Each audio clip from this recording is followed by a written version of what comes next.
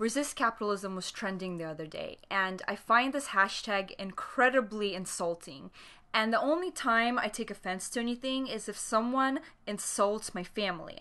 And I'll get into why this hashtag is insulting to my family in just a minute.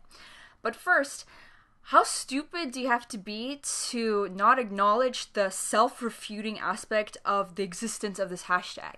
You're using Twitter, a publicly traded company, off of your smartphone, which you bought at the Apple Store, while drinking a latte that you got on your way back from Whole Foods, and you sit in your room and there's a full closet of clothes that you never wear because you can always buy new clothes because you're pretty fairly compensated at your very low risk, low effort job that keeps paying you to incentivize you to keep providing them your time and labor. This kind of hypocritical bile could only be spewed by the new generation of whiny, entitled spawn of the well-to-do baby boomers. So why is this hashtag so offensive to me? Like, I am so emotionally crippled by its existence that I couldn't be bothered to do my hair. I wore a hat instead. My family lived through socialism. We moved to a country that has capitalism because it was so awful. And even after the Soviet Union collapsed, it was still awful because of over 70 years of collectivist thought that totally tainted any kind of progress that the country is even trying to make today. I had family die because they were overworked in camps and on their land. Equality doesn't mean everyone's kumbaya living happily. Equality means grow your own crops and hope to God that there isn't an early frost, because if there is, your entire family starves to death. No, it gets worse. If you were really unlucky, you weren't even allowed to plant seeds the correct way. You had to plant seeds in a way that corresponded with the spirit of the Socialist Party. Most people died. It's always these well-off kids that are spouting this crap.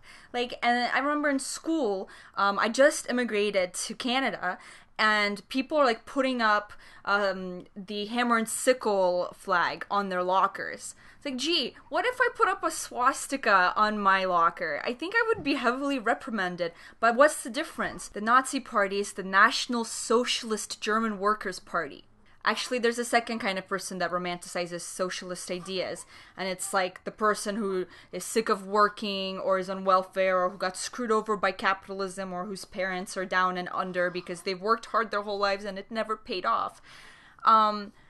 You're still better off under a capitalist system. It's not perfect, and a lot of it has become corporatism, but we have what we have today, the abundance of wealth and the cheapness of goods and the incredibly high standard of living is all due to capitalism. If you're poor in the West, you're not really poor by the relative standard of the rest of the world. I've squatted in England and Spain and in America, and you eat very well from dumpster diving. You can eat unopened, non-expired food, and it's pretty good, and it's free, and you're not, no homeless person is starving in the West, okay? They're not. They can always find food because there's such an abundance of it. Grocery stores throw out stuff every single night that you can pick off. You're also not gonna die of exposure. There's abandoned buildings everywhere. You can always find somewhere to have a roof over your head. Not to mention all the charities and shelters that are available to you. You're not gonna die of thirst, go into any public bathroom or any McDonald's, and any capitalist successful business will give you a cup of water if you really ask nicely, or you use the bathroom and drink from the tap. Compared to, I'm sorry, sir, we've run out of rations this month, but the party wishes you good luck. Big Game Football, as well as Drake, are products of capitalism. People can chat shit about iPhones and Starbucks. All we want is for everyone to be equal, shut up about us buying products. Okay, this person, a Marxist-Leninist. Okay, that is a direct insult to my entire being. I had family die under this regime. I'm flabbergasted that these people exist. And of course she lives in London, a place where the standard of living is so high that their welfare beneficiaries have BMWs. No, you're not entitled to healthcare unless robots are performing it. Because to become a doctor, it takes years of hard work, dedication, time, and resources. And if you think you are entitled to their service, then you are endorsing slavery. Let's look at her Instagram. Let's see how many capitalist things we can find. Okay, maybe she grew that raspberry herself instead of buying it and, made her own lipstick. Okay, maybe this endorsement of the Mac brand is done in irony. Okay, this bitch, if she was a real Marxist, Leninist, she wouldn't be painting her nails and posting pictures of it on Instagram. She'd be plowing her plot of land for potatoes and then giving half of it to the party. Her life is so easy and she's so privileged, like the rest of us in the West, because of capitalism, that she feels so bad inside and needs to endorse a political theory that makes her somehow feel better about herself.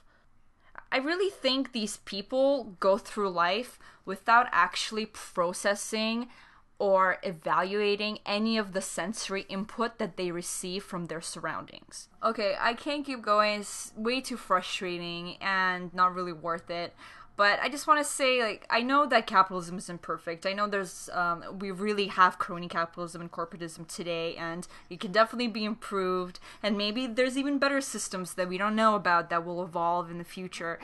But capitalism is responsible for most of the very good things that we have today. And by good, I mean things that make people's life easier, things that prolong our lifespans, things that elevate our standard of living, things like infrastructure, things like innovation, which includes healthcare and scientific discovery, blah, blah, blah, blah, blah, blah, blah. Capitalism is not the root of all evil, neither is money or financial incentives, and anyone who thinks that socialism is the better way to go, it's such a beautiful idea up in the clouds with the rest of your fantasies. But in practice, it just doesn't work. Agents from the Soviet Union would travel to America and steal manuals from stores so that they can price things out properly back in the homeland. My point is, it doesn't work economically. And if it doesn't work economically, then everything falls apart.